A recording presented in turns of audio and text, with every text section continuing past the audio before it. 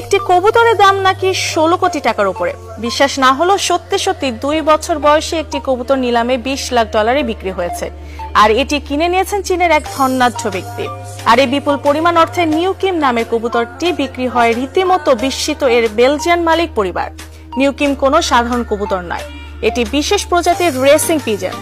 এই প্রজাতির কবুতরের কাজ হলো ওড়ার প্রতিযোগিতায় অংশ নেওয়া। সাধারণ কবুতরগুলোকে 100 থেকে 1000 দূরত্বের কোনো স্থানে ছেড়ে দেওয়া হয়।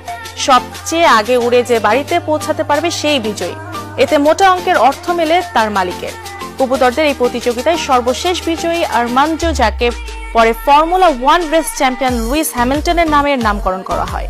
নিউকিমও 2018 সাল থেকে বেশ কয়েকটি প্রতিযোগিতায় জিতেছে এবং এরপর সে অবসরে গেছে। অবসর জীবনে সে বেশ কিছু ছানার জন্ম দিয়েছে। চীনা যে ধনী ব্যক্তি তাকে কিনেছে তার শখ হলো রেসিং পিজন সংগ্রহ করা।